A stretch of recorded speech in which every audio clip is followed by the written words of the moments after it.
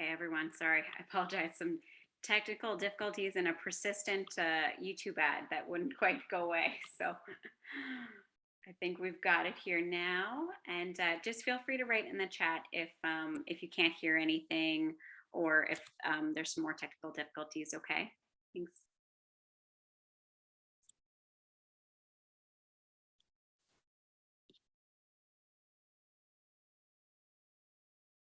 Hello, and welcome to my talk on autistic masking and autistic burnout.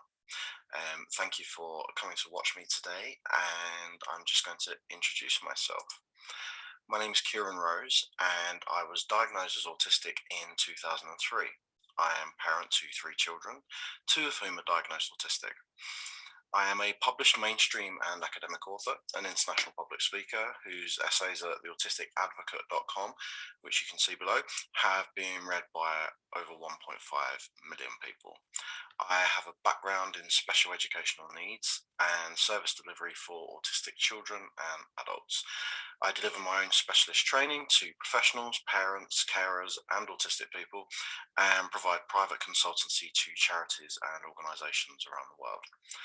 I am the co-founder of the networking organisation, the Autistic Cooperative. I'm senior advisor to the International OT and SLP education organisation, the Therapist Neurodiversity Collective, and I'm also a neurodivergence educator for the US OT charity, the STAR Institute.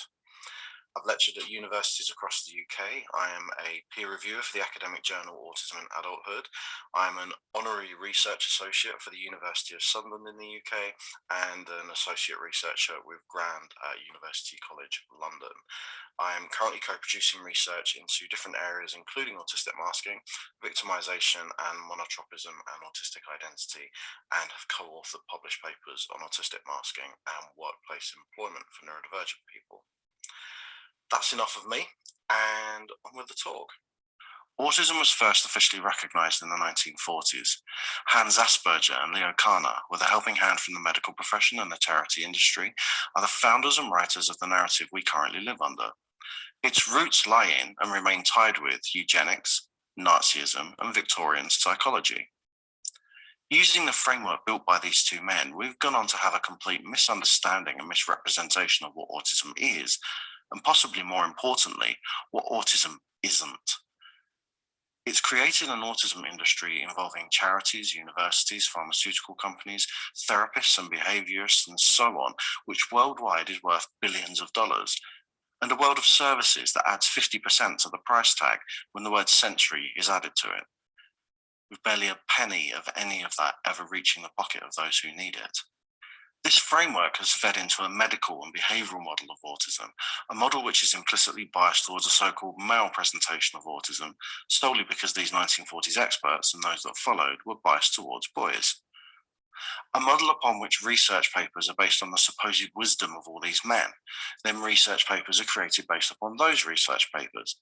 Then research papers are created based upon those research papers. Ergo, myth becomes fact. And this fact is presented to the world. Every few years, the writers of this narrative get together and create a diagnostic criteria, which at its heart is crammed full of bias and error. It's mostly the opinions of a bunch of well-paid professionals who egotistically cling onto their theories, which are all built upon a foundation of sand. Proof of this lies in the fact that in 1925, 13 years before Hans Asperger, a Ukrainian researcher called Brunya Sukhareva identified a list, a criteria of what later came to be known as autism. If you hold that list up to the current diagnostic criteria in the DSM-5, it's almost identical. Only in the world of autism can you make 80 years of supposed progress, only to end up 95 years in the past. Around this, society has developed ways of acting, thinking, and doing things based on evolving concepts rooted in historical behaviours. We call these social norms. Alongside this, also, society has developed these concepts of what normality, in inverted commas, is, and how people should behave and act. And what has this collectively given the world? Confirmation bias. Confirmation bias is literally the process of deciding upon something and using information to reinforce that decision. When we receive information that doesn't align with our preconceived notions, we often exclude it or vehemently reject it. In terms of autism, confirmation bias is informed by the societal and behavioral concepts of autism, many of which are grounded in myths, media stereotypes, and textbooks written by non autistic people who make external observations, and research based on all those notions. We've been spoon fed a narrative about autism for so long that we've created an image in our minds. It's become the cultural and societal version of autism. We have an idealized image of what autism looks like. So we see what we expect to see. We expect to see autism present only in white boys or men that are LD or genius or whom behave in a particular way. And all because society has been primed to see it that way by years of people only talking about autism in white boys or men that are LD or genius or who behave in a particular way. So we end up with an extreme, narrow view of how autistic people should present, hugely representative in popular culture via films, televisions, books, and the media. We have the traditional boy child version of autism, who screams and melts down and makes parents, particularly mothers, lives a misery. Or we have the party trick white male autistic, exceptionally talented, even savant level talented at one thing, but otherwise ridiculously, even comically socially inept, quirky or learning disabled, in many ways incompetent and Peter Pan like. These concepts circle back into professional thinking. Diagnosticians fall for the same myths and stereotypes and use those to reject diagnoses. Researchers, despite being huge on avoiding bias, base their research on other research that reinforces this thinking. Ergo, their work is flawed from the start. They're literally researching based on something that only exists on paper, viewed through the eyes of behavior. Supports either don't exist or are withheld based on notions of being able to function. Teachers attempt to meet needs by using tick box style checklists designed for autistic children, obviously because all autistic children have exactly the same needs and don't differ in any way. Here, have a visual timetable. Professionals are too often stuck in textbook mode. If you don't act the way you are expected to act, then you don't get identified, diagnosed, or supported. Very few people have the context needed to be able to step back and see the bigger picture, so they rely on and feed their confirmation bias. They see and hear what they want to see and hear based on what they think they know. And all this plays into autistic masking. A little quiz for you to ponder while I talk through this next section. Which of these two images is from the bedroom of an autistic child? Masking sits at the heart of our understanding of autism. It intersects with disability, ethnicity, education, the workplace, society, but none more prevalent at the moment than gender, with the current narrative of gendering autism, particularly with what is being described as the female autism phenotype. Of course, autistic women have different experiences to autistic men, in the same way that autistic people of colour, BAME autistic people, gay autistic people, and so on have different experiences. And in the same way, non-autistic women have different experiences to non-autistic men, and so on. Of course, there are different presentations of autism, because autistic people are individual human beings. Like with all humans, how a person presents is influenced by the nature of each person, their gender, their personality, their upbringing, their race, their religion, their life experiences, their co-occurring conditions too, and the different impact of those different things on different people. Our identities are shaped by those things, but at the heart of it, as a major driver of those identities, our internal experience of what it means to be autistic, how our brains and bodies function, are incredibly similar and relatable. And regardless of the differences I just mentioned, our life stories are usually remarkably similar too. Looking through the eyes of the diagnostic criteria and the current autism narrative, we have the typical presentation of autism, which the criteria attempts to describe and leans to favour white boys. But then we have those who don't really fit that criteria, an atypical type, which the narrative states favours girls. Neither of those things is right though, as boys can and do regularly present with the atypical type, and girls can present with the typical type. Equally, there are transgender boys and girls, non-binary people, and also intersex people who can present as either too. Society plays a huge part here, with girls in particular, because girls and women are seen through a particular societal lens, with expectations of certain behaviours. When masking plays into those expectations, they are more likely to be missed. It is not the mask or the masker at fault, but the expectations and bias of those viewing the masker. A colleague of mine, Eleanor Broadbent, describes it like this: when boys line up cars or toys or nuts and bolts in a perfect logical order, it's called autism. When girls line up shoes or dolls or stuffed toys in a perfect logical order, it's called good housekeeping. Exactly the same presentation, different social expectations. The idea behind the female autism phenotype is that all autistic women present differently to men because their autistic neurology is completely different autistic neurology, and that women and girls have been missed because they are vastly superior maskers. Of course, it has absolutely nothing to do with flawed understanding, sexism, and research. Autistic women and girls need a huge focus, but not at the risk of replacing one myth with another and then blaming them for it. A much better way of looking at autistic presentations is through the narrative of internalizers and externalizers. Some people lean more to internalizing their being autistic. Other people lean more to externalizing being autistic. Co-occurring conditions play a massive part in this already. If you haven't figured it out already, from the pictures, they're both the bedrooms of autistic children, a boy and a girl. The boys' one is the pink one with the cats, by the way, just to keep your confirmation bias in check. So, what does all this have to do with masking?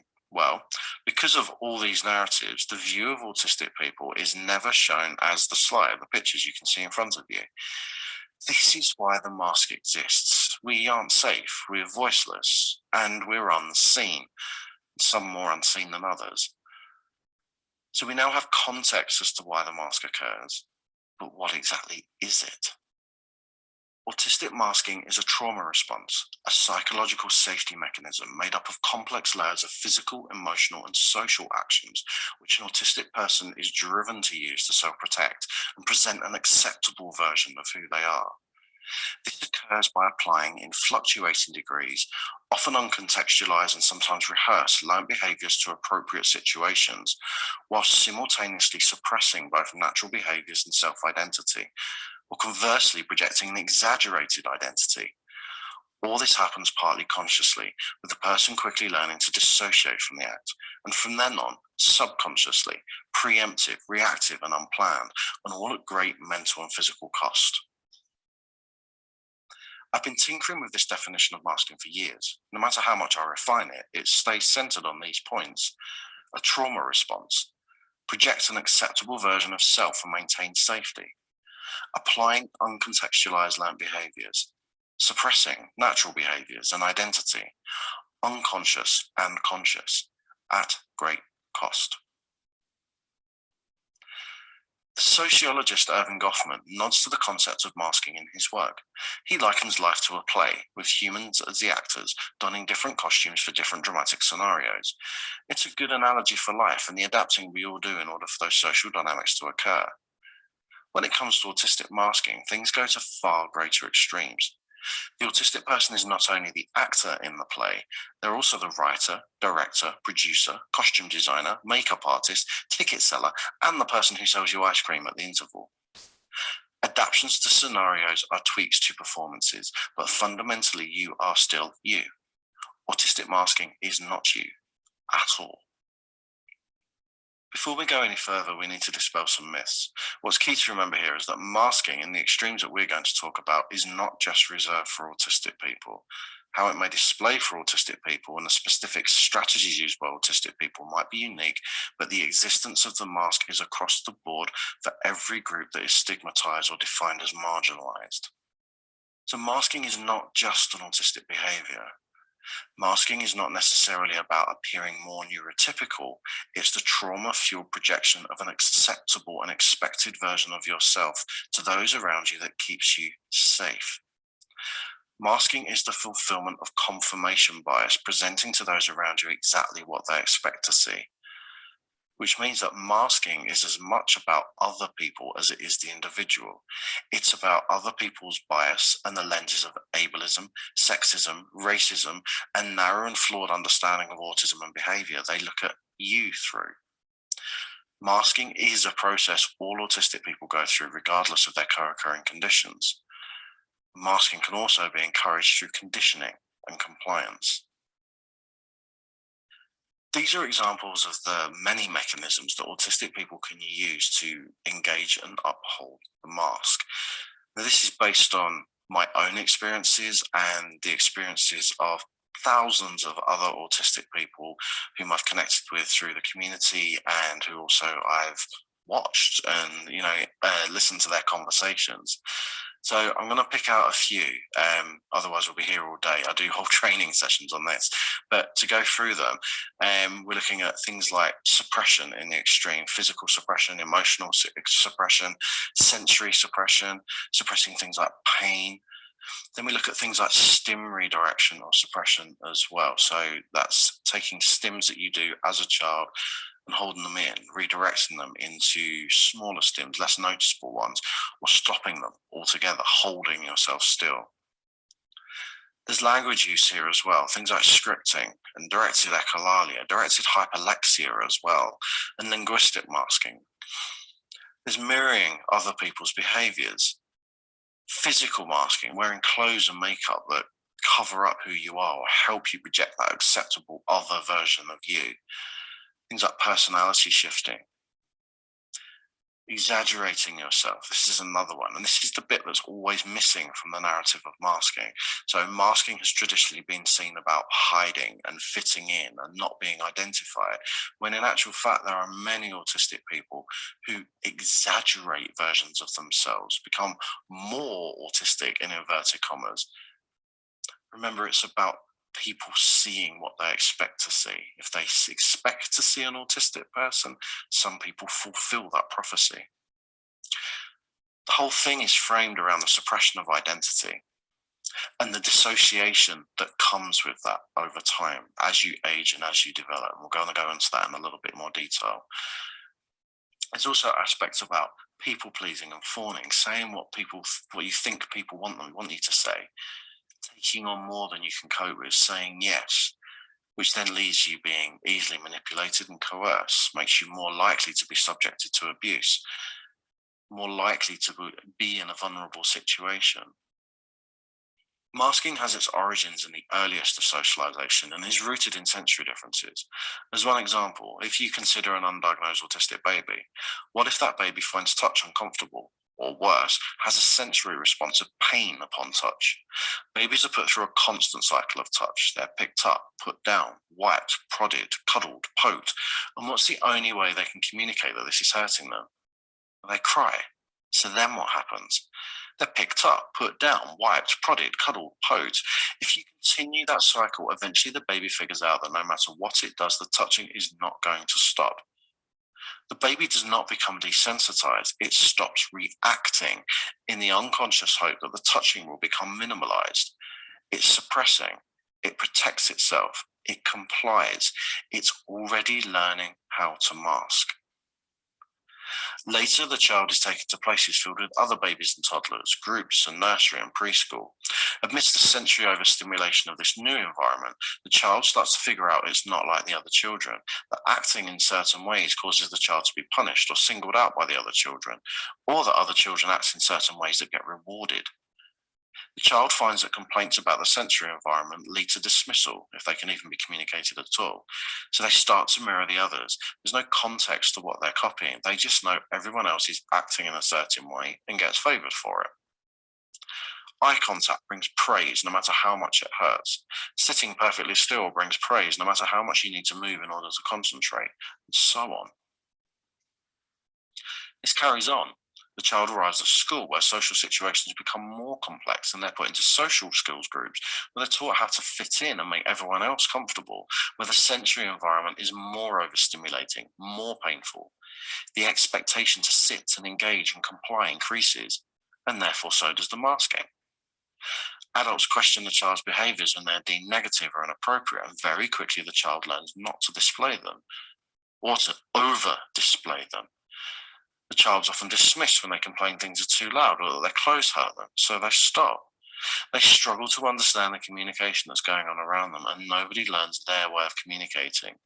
The expectations and demands placed on the child rise. They're pushed and they either fail or they mask harder. And if they mask harder, what does the teacher see? The quiet boy or girl, the bookish one who avoids attention, or conversely, the one eager to please, eager to answer. Either way, they're doing what the teacher needs, so they're left to get on. Masking is effectively holding your breath. The regulation you need to occur does not occur, and eventually you have to breathe or pass out. Autistic children and adults live under a constant narrative so subtle you probably don't even realize you're part of it. Broken and fix. We have to hold our breath because of this invalidating narrative. It lives in bringing confirmation bias to the fore, either in applying social norms that are effectively unachievable for autistic people, by demanding communication which is incomprehensible and denying communication methods that work, and by bringing personal bias around sensory information into play. It exists in phrases like, sit still, quiet hands, look at me, eyes to the front please, it's not that bad, you'll get over it, stop making such a fuss. They were smiling, so they must like it. Well, it was okay for me. You don't need that. Stop making that noise. None of those statements take into account the needs and feelings of the individual that's the target of them. In fact, they summarily dismiss their needs or pointedly gaslight the person. I have another example. Laura doesn't like this or that. Now that actually looks like a positive advocation of individual need. But the phrase doesn't like, I've heard it used by so many parents and professionals to describe an autistic person in a sensory response of actual pain. It encourages the dismissal of the individual's needs by downgrading its importance. The irony is that while sitting putting these slides together and thinking about what I wanted to say, I was jigging, hand flapping, bouncing on my chair at times, singing the same line from a song over and over, and regularly had to get up and move around. I'm a 41-year-old man who was diagnosed at 23. My school days were horrific. Even though I knew I needed to do those things at school in order to help me learn and process, I couldn't do them at school because my experience was that I was punished for doing them by both teachers and classmates. I even knew on some level that by not doing them, it made it harder for me to learn. No, I said couldn't do them, not didn't do them. It wasn't a choice. That I do them now is testament to the fact that I recognize what I need to do and do it. I no longer do what I'm told, but it took me nearly 32 years to learn that I was stimming. And what I needed to do was normal and appropriate for me.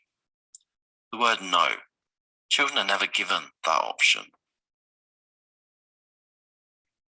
The invalidation of sensory differences sits alongside how autistic people's communication styles are invalidated, how our behavior is pathologized and constantly termed as negative, and how much of what is done to us, either through specific behavioral therapies, social skills training, or through invalidation and dismissal, is focused on the normalization of the autistic person based on what I and others term neuronormative standards.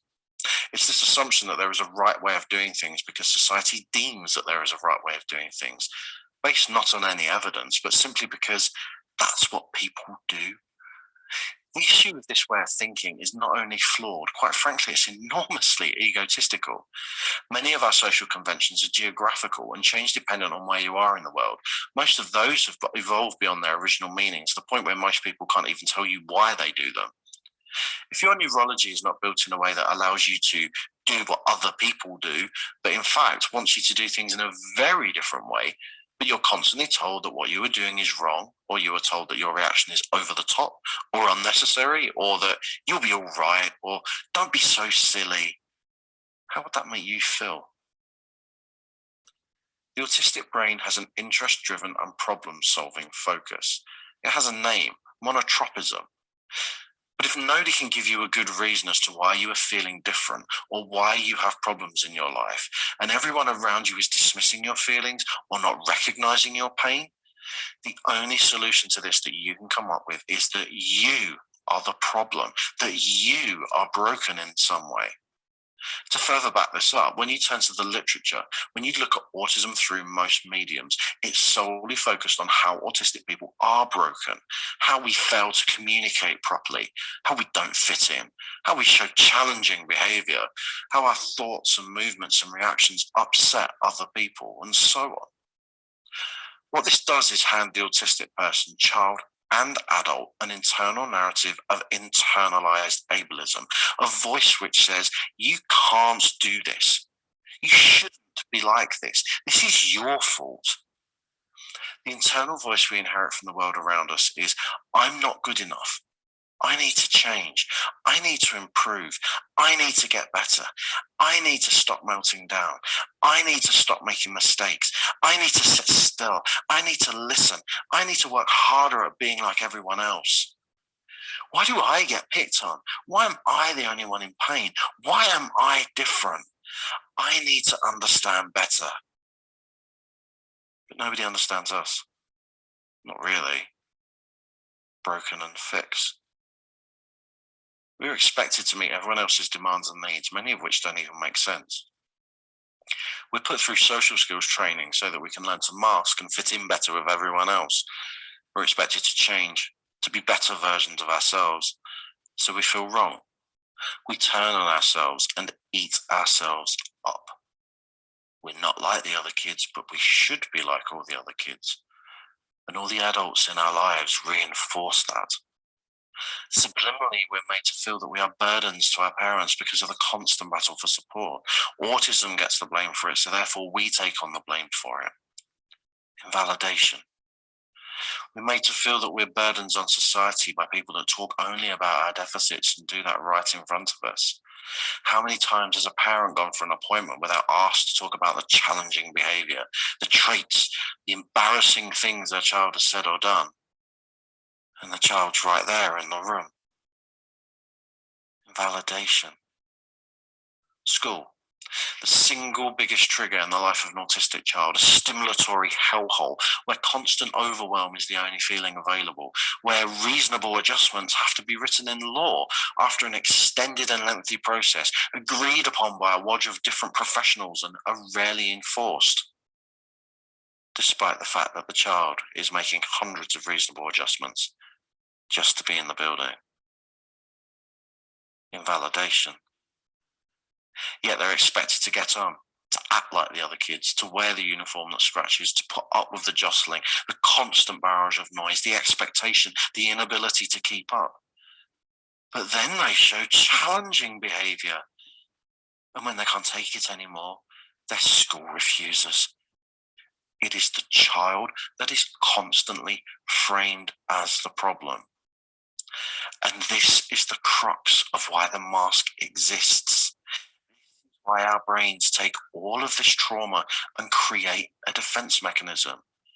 Because being normal equals safety. Well, what's the issue with all of this? Well, the biggest thing is that there is no normal. It doesn't exist. But the world assigns arbitrary targets and objectives and standards based upon the principle that there is a normal. It's a paradox. How can you be something that doesn't exist? The response to that is the mask. The longer it does its job, the better it gets at doing it. The strategies develop and repeat into the adult world and onward. The more complex the situations and relationships, the harder the mask works. The harder it works, the more suppressed the individual underneath becomes, and the stronger they dissociate from it. And the better it gets, the more resources it steals. Layer upon layer of trauma. Layer upon layer of mask responding to trauma. The amount of monotropic singular focus it takes to achieve the mask is immense. The amount of energy that goes into maintaining it is incredible. And the more complex the mask becomes, the more resources it needs to remain sustainable. The more worn down a person is, then the more likely it is that the mask slips or cracks a little temporarily. An example of this would be for the teachers among you when a parent comes to you and tells you of post-school meltdowns and huge changes in behavior outside of school, when all you see is an angel every day that behaves beautifully, is quiet and does what they're told. A common phrase heard by parents is that a child is fine in school. They aren't fine, they're masking. Teachers usually just don't have the context or the knowledge to see that. This post-school behavior actually has a name. It's called the Coca-Cola effect because it's comparable to opening a bottle of Coke after shaking it vigorously. At home, the masking child either feels safe enough or exhausted to the point where they cannot sustain the mask, so a day's worth of suppression and pent-up emotion comes flooding out. For some children, either through not feeling safe or through the depths of their mask, unleashing is not possible, so it all gets pushed down deep inside. Often those children are the ones that melt down infrequently. Again, the autistic community tend to refer to people like this, people such as myself, as internalizers. We tend to shut down rather than melt down. For those in the BAME and ethnic communities, an additional layer is added. It's generally unsafe for them ever not to mask because of the issues around how members of those communities are viewed in a society where racism is ingrained. Can you imagine the reaction to a 6 foot tall black or indigenous man stimming or melting down publicly? The price paid for a day spent masking is exhaustion. This is sometimes described as social burnout or autism fatigue. You may hear it described about children as parents report they shut down after being around people or in unsafe environments, often burying themselves under blankets, sleeping, or mindlessly staring at tablets. The issue is that this way of recharging isn't sufficient. If you think of it in terms of a mobile phone battery, if you only recharge it in short bursts or try to charge without ever switching the phone off, you damage the battery. It never fully charges, and each time you charge it, the charge holds for less time. If the masking autistic person is not given a sustained and lengthy opportunities to withdraw and not mask, or their needs are continuously not met, then it's likely that they will end up in extreme burnout. As you can see, extreme burnout presents in a vast variety of ways. Sometimes all the signs are present, or some of them are present in different extremes. There are things like increased lethargy, irritability, and anxiety, a huge ramp up in sensory oversensitivity, a massive increase in demand avoidance, diminished ability for the individual to regulate their emotional state, leading to an increase in the severity of their shutdowns or meltdowns, or both, an increase in mental rigidity and narrowing of thinking, which coincides with an increase of brain fog and frustration, an increase in stimming, leading to self injurious behavior, an increase in digestive issues, headaches and migraine, overtiredness, joint pain, decrease in verbal communication, a need to withdraw more and more, and no ability to mask any of this. You'll notice similarities with what is called autistic regression. There is a school of thought that what is termed regression, which is described as a loss of skills, is actually autistic burnout, and it's a school of thought I'm a member of. What most people feel is confusion and frustration because of the lack of research into this. Unless they've engaged with the autistic community, they won't even know what's happening to them. This is a phenomenon that has been repeatedly described amongst autistic adults and children for decades, yet because of that lack of research and a complete lack of understanding of autism, masking, and burnout, it's often misdiagnosed as depression.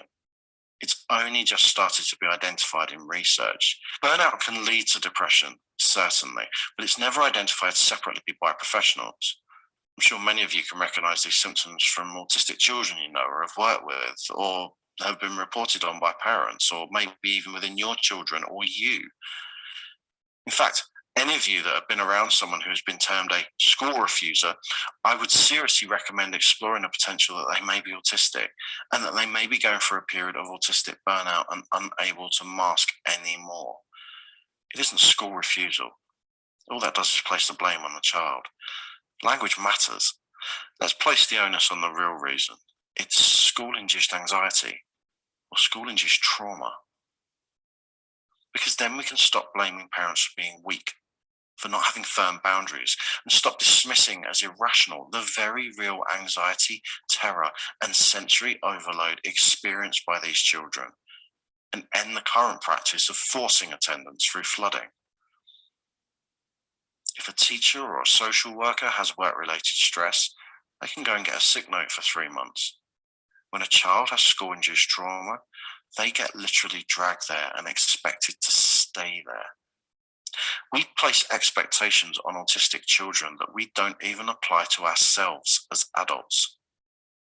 And people wonder why masking happens. The model of acceptance is an excellent ideological platform upon which to build support for a masking autistic child or adult. The neurodiversity paradigm, which recognizes the validity of everyone being an individual and some having neurologies that work differently to others.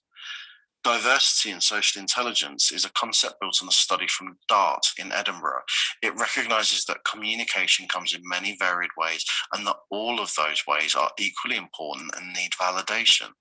Specifically, that autistic communication is generally efficient and works well amongst autistic people. It's insisting that autistic people engage in non autistic styles of communication that cause the problem. To underpin all of this, the role of Dr. Damien Milton's double empathy problem is so important because, when viewed through the lens of autism, it sets up autistic masking and the attitudes of society to autistic people perfectly.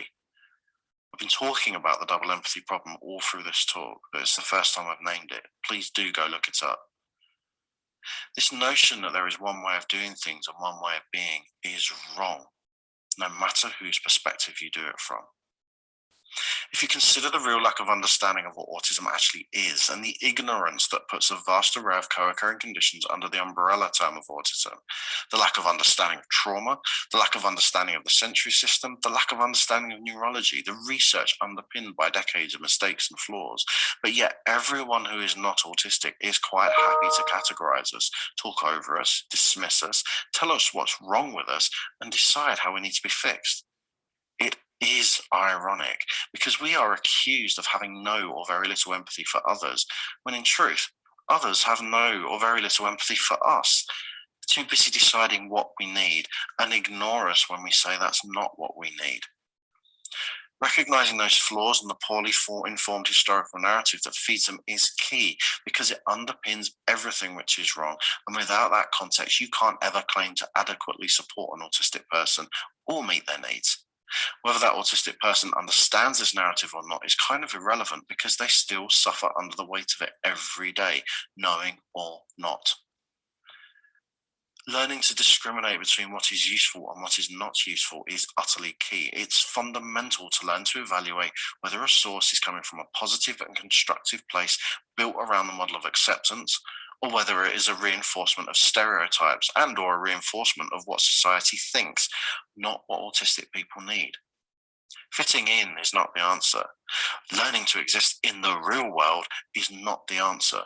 If your neurology dictates that that is not how you can live, then it should be understood, acknowledged, accepted, and others supported to recognize and celebrate the fact that it's okay that you are different to them. Ultimately, it's about validation and the recognition that there is not one way of doing things or even close to a right way of doing things.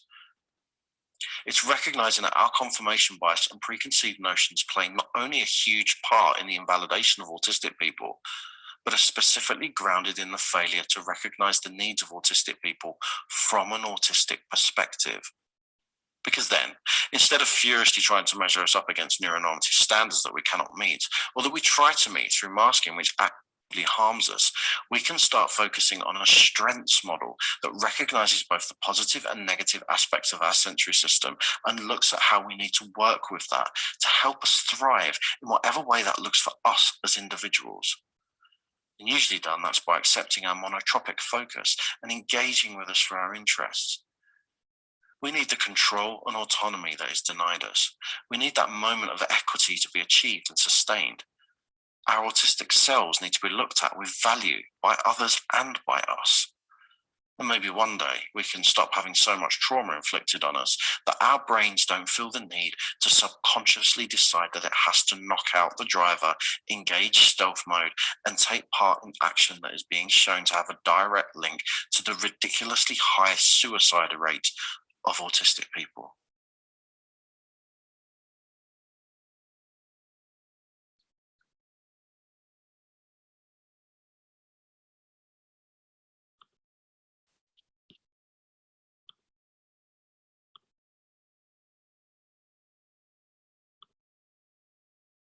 Hi. Okay, that's the end of the video there. And just to reiterate where that came from, so that was Kieran Rose, who was speaking at the Awesome Conference in 2021 that was hosted by Autism Canada. And I'm very thankful to Autism Canada for providing these presentations freely accessible on their YouTube, so that we could use it as a little jumping off point for a bit of discussion today at Catalyst Conversations. Hi Tim. Good to see you in video, and hi Megan. Thanks well, everybody for sticking around. Angelina, you're welcome to turn your video on or leave as is. It's no pressure at all. And yeah, I think I'll just very generically kind of open up with a question about just open like any thoughts or anything that came up for you when watching through this video. Megan, I feel like I can see a lot of your work and like your beliefs, values, everything that you've taught me, and I've learned kind of through you, through your research and you know, whenever you've taught me in courses, like a lot about language matters, and I can see some intersectionality here, and just that what was the term, like neurotis no what's sorry, I wrote it down somewhere. I have notes everywhere, but just neuronormative standards, all of that really aligns with the work that I know that you engage in. And yeah, just it's just an intimate group now, the three of us. So open for any Yeah. conversation. Oh, yeah. And I'll just make a couple of brief comments, but you just said the neuronormative, and a term that's been used very recently at the School of Nursing by some of our nursing students is neurodivergent. So they're naming themselves as being identified with ADHD, autism in their 20s. So similar to this. Mhm. So taking away from that and the research that we've done, it's about language, but I loved his presentation and really getting to that, well, I'll say the social construction, a lot of those social pieces, number one. And number two, what really stood out is just not listening to their experience. So these people, children and now adults, their lived experience is dismissed. Mhm. It's not even taken up in a big way. So, and I've been seeing snippets of that just on the media, not with autism, but people with intellectual disabilities. And they're just kind of saying, you know, that's the least interesting piece of me, or, you know, there's other parts of me. And yeah, so just quickly to say that, yeah, absolutely. We were looking at stigma, stereotypes. What is that all about? And how does it happen? So he explains it so well. Really well. Yeah. I really liked I Hi. watched this presentation a little bit earlier, and now getting to kind of revisit it with all of you and really focus on it. They brought up a lot of really interesting points kind of across the board, like going back from confirmation bias and how that can, you know, that leads to directly what the diagnostic criteria and the DSM-5 and related to ASD. And it just I don't know, it got my wheels turning in a lot of different ways. But Tim, what were your thoughts, or any standout pieces of this? Yeah. I mean, I think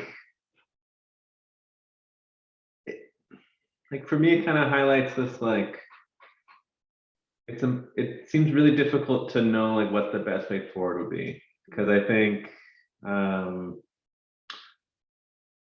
in a lot of like activist groups now, it's like sharing a lot of the similar messages, that it's about like thinking about society and how society can be different. And it reminds me of Lisa's paper on queering the birthing space that I always thought was like really interesting, of like, can you create an environment where you don't need to worry about what someone's gender or sexual orientation is or anything else. And how can you approach things through that lens? And so I thought there was a lot of kind of that theme, but then like also as a new parent, it's difficult to think of like, they are going to grow up in this world though. And so like, how do you navigate this problem of like, you need to change society, but you also need to prepare children to succeed, knowing what they're going to be living in for at least a portion of that life.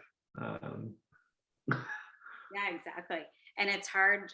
I can imagine like listening to that whole presentation and thinking about autism masking and how we described like people living that, you know, not themselves, and autism masking for such a long period of time, and how that leads to autism burnout. And yeah, how do you not contribute to masking. When you do, you understand that there's societal influences that are difficult, like that's beyond your control. You can make great strides to try and, go against the neuronormative standards and those expectations that are placed within, but right now it's not so easy to do that. And yeah, I think that's a really good, it is like, what is the best next step? And I think kind of supporting their lived experience, as you said, Megan, and kind of seeing the individual and accepting as is. There's a lot to that, but that with that comes a lot of, I guess, responsibility in learning and accepting how others are going to respond to that as well, and really advocating and fighting a lot of institutions that are very, rigid in a certain sense. Yeah. And yeah, I love your points. What do we do now? And so we're getting all of this information through our research, etc. Although he really problematized research. Fabulous. I love his talk on that. But even just autism masking. So even though we've kind of done a bit of similar research, and I totally get all that invisibility, I've used different language, and that's sort of a blessing and a curse of the research. But what are the words, what are the phrases that we land on to get the message out? So, and I'm just watching TV now, and Bell Talks, how long has that been on? It's just like, okay, yeah, I know this, and we know this. And so it's just becoming more part of who we are. So I'm just thinking, I'm going to use autism masking now. And if we can push that out, it's just like, this makes so much sense. So I don't know, it's just, that kind of makes sense in my brain. But yeah, that's the question. How do you change society? Is it like you said, just adopting little things, little steps that you can do, like changing your language? And I think of queering the birth as kind of going back to Lisa's work, and like now really actively trying, always saying the perinatal experience, and parents like just being more inclusive with all of that language, which can get a little tricky sometimes, for sure, because that's such a gendered world.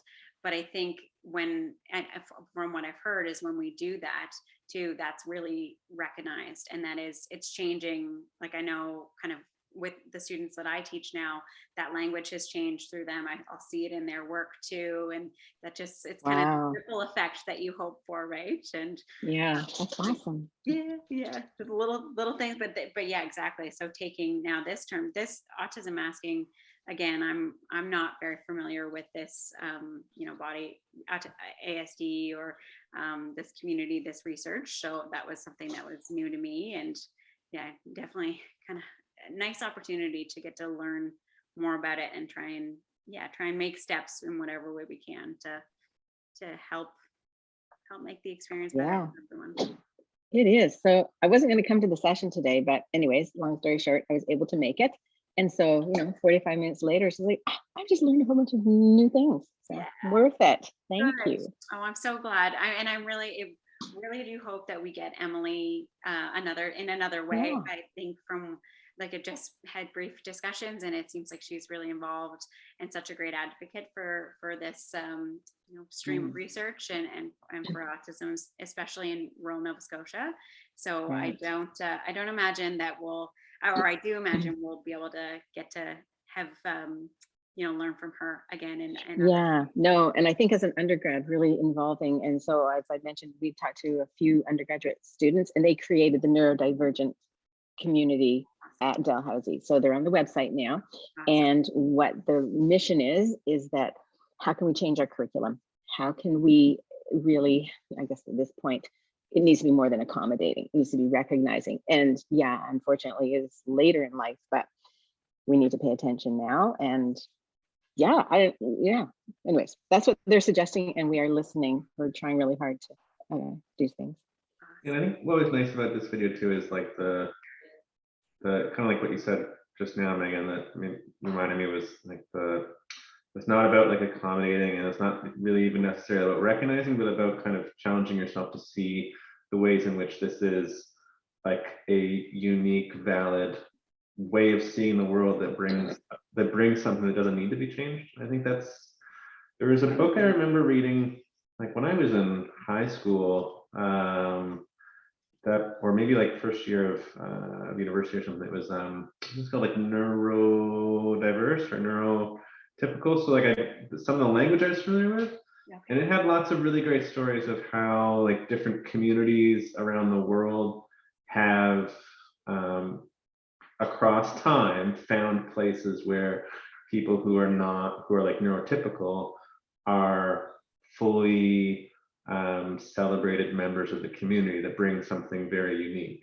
And it was these nice little like anecdotes of like little communities. But I think that whole kind of that approach really resonates, of really trying to change the curriculum, change the way we see these things, move away from just like the equivalent of putting in a ramp and start thinking of kind of rethinking the whole way that we exist in the world.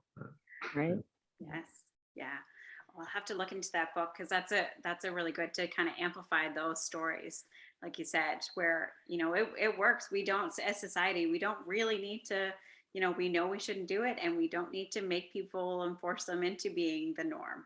There's like, you know, everyone as an individual is, you know, can be so impactful. And yeah, reading those stories to celebrate and amplify, just changing our practice little by little, and at the systemic level, like you said, Megan, how changing that language and the curriculum.